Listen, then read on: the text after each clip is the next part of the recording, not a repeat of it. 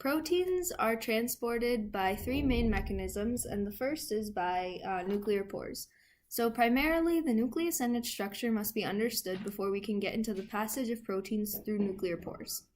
So the nuclear envelope encloses nuclear DNA and defines the nuclear compartment. It is made of two membranes, the inner nuclear membrane and the outer nuclear membrane. The inner nuclear membrane has proteins that behave as binding sites for chromosomes and proteins that anchor a meshwork of protein filaments that line the inner membrane to provide structural support. The outer membrane is continuous with the endoplasmic reticulum membrane and is similar in composition. The envelope is perforated by nuclear pores that form gates through which molecules can enter and leave the cell. It is essentially a channel.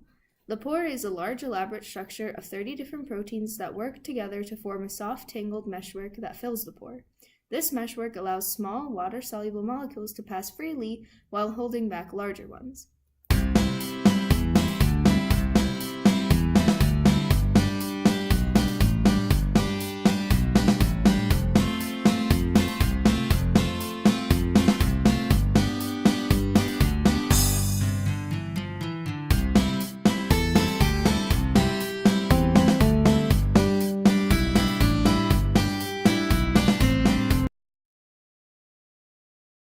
However, there are mechanisms for large molecules that have to pass through the pores. These would include RNA molecules, ribosomal subunits, and newly synthesized proteins that have to get to the nucleus. In order to pass through the pores, these molecules need to have a correct sorting signal called the nuclear localization signal. The nuclear localization signal consists of 1 to 2 short sequences with positively charged lysines or arginines. The nuclear localization signal is recognized by cytosolic proteins called the nuclear import receptors, and they direct newly synthesized proteins into the pore by interacting with tentacle-like fibrils that extend from the pore into the cytosol. After being captured, the nuclear import receptor penetrates the pore by grabbing onto short repeated amino acid sequences in the tangle of nuclear pore proteins that fill the pore, as mentioned previously. The nuclear import receptors interrupt the interactions between the proteins filling the pore this way and open a passage through the meshwork. By moving from one repeat sequence to the next randomly, the given molecule is able to enter the nucleus with the receptor where it is given. The receptor then returns to the cytosol afterwards. This process differs from other methods of protein transport because the pores transport proteins fully assembled.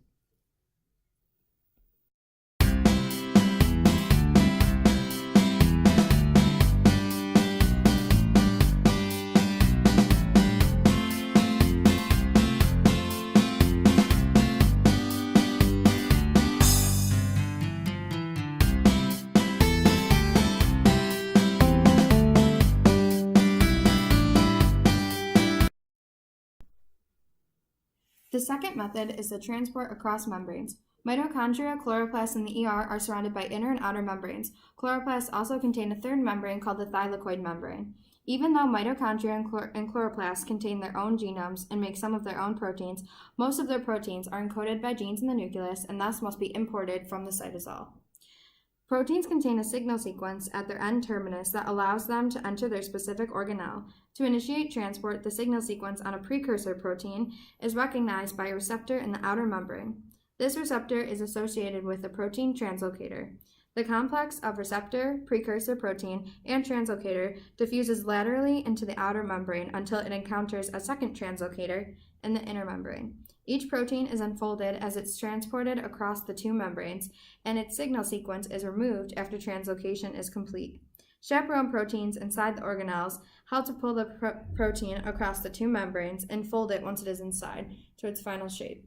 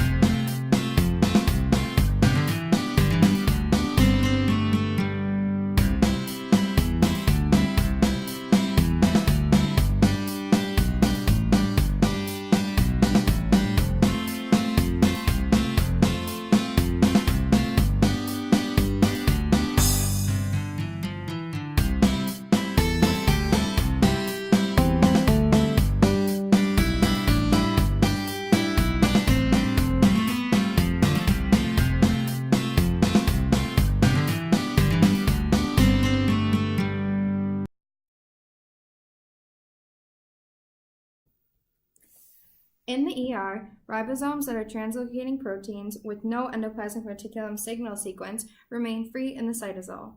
Ribosomes that are translating proteins containing an ER signal sequence will be directed to the ER membrane. Many ribosomes bind to each mRNA, forming a polyribosome. At the end of each round of protein synthesis, the ribosomal subunits are released and rejoin the common pool in the cytosol.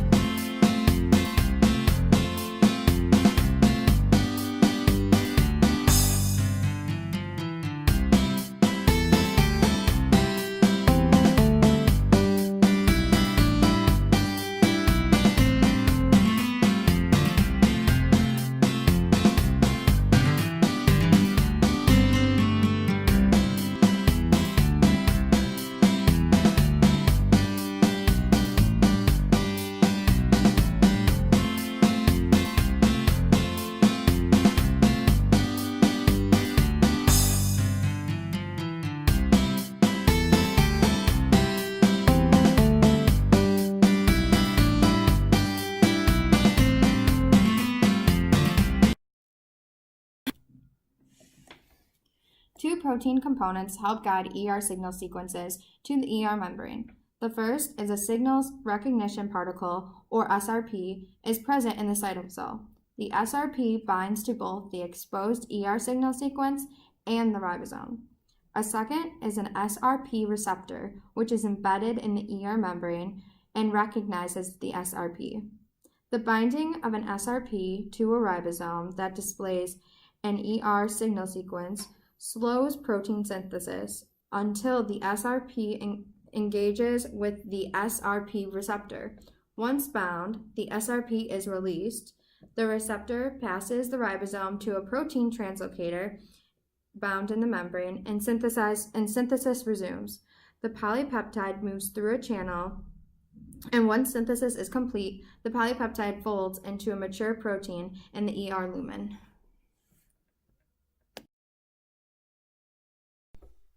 The third mechanism by which proteins are transported through the cell is vesicular transport. A vesicle is an enclosed sphere made of the lipid bilayer membrane enclosing contents inside. Vesicular transport is used to move cargo such as proteins and other raw materials from the endoplasmic reticulum to the plasma membrane or other membrane-bound organelles in the endomembrane system, such as the Golgi apparatus.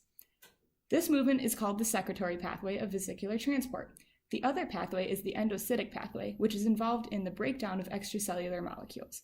In the secretory pathway, the vesicle transport starts with the budding of the ER or Golgi membrane to form an isolated sphere in which the cargo moves through the cell from the parent organelle to the target organelle.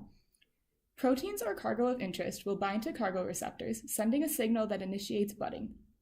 The cargo molecules are tethered to the vesicle-forming membrane, since adaptin molecules bind them to the protein coat that will surround the vesicle.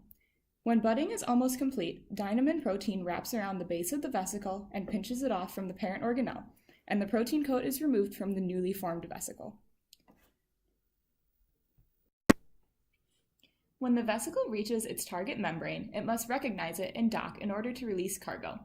To dock, Rab proteins on the vesicle interact with a tethering protein protruding from the target membrane to stop the vesicle from floating away. When tethered, transmembrane proteins called snares come into play.